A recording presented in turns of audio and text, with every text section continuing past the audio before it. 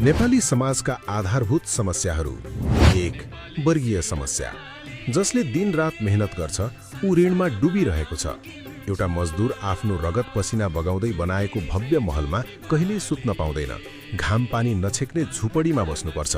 तर जसले केही नगरी बिचौलियाको काम गर्छ ऊ महलमा बसिरहेको छ। यहाँ काम गर्नेको होइन, काम अहराएर कमिसन खानेको राज छ। 2. पितृसत्ता। महिलालाई घरभित्र काम गर्ने मसिन र घरबाहिर विज्ञापनको साधन बनाइएको छ। बिहान 4 बजेदेखि राति 10 बजेसम्म घरको काम गर्ने घरकी आमाको श्रमलाई काम नगन्ने र सम्मान पनि नदिने अवस्था छ। आधाभन्दा बढी जनसङ्ख्या भएका महिला पितृसत्ताकै कारण शोषणमा छ, उत्पीडनमा छ र हिंसामा छ। जात व्यवस्था। नेपाली समाजमा व्याप्त जात व्यवस्थाका कारणले जातकै आधारमा को मान्छे सानो र को ठूलो भन्ने निर्धारण गरिन्छ। को धनी बन्न पाउने, को गरिब बनिरहनु पर्ने, को प्रधानमन्त्री बनिरहने, कसले झाडपोछा गरिरहनु पर्ने भन्ने कुरा पनि जातले नै निर्धारण गरिरहेको छ। 4. उत्पीडित राष्ट्रहरूमाथिको उत्पीडन। हाम्रो देश नेपाल अनेकौं फूलहरूको बारी हो, पर यहाँ एउटै मात्र फूल अर्थात् खस आर्य शासकको भाषा संस्कृति मात्र जबरजस्ती फुलाइयो, अरूलाई ओझेलमा पारियो।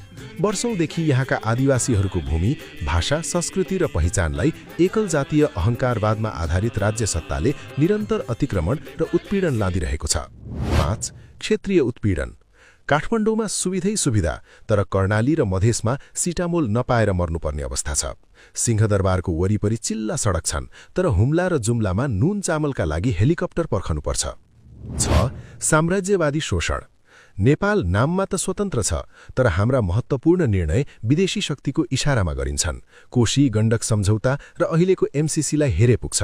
नदी र पानी हाम्रो हो, तर बिजुलीको स्विच विदेशीको हातमा छ। साथीहरू, यी तमाम समस्याहरू कायम रहनुको एउटै कारण हो आजको दलाल पुँजीवादी व्यवस्था। त्यसैले हामीले आजैदेखि निजी सम्पत्ति र दुःखहरूको उन्मूलन गर्दै सामुदायिकीकरणमा हुमिने, समानता र समता स्थापित गर्ने, पर्यावरणको रक्षा गर्ने र विज्ञान प्रविधिको भरपूर प्रयोग गरी सिङ्गो नेपालीलाई आत्मनिर्भर बनाउने नेपाली मौलिकता सहितको वैज्ञानिक समाजवादी व्यवस्था निर्माण गर्ने यात्रामा अगाडि बढौं। वैज्ञानिक समाजवादी कम्युनिस्ट पार्टी नेपाल।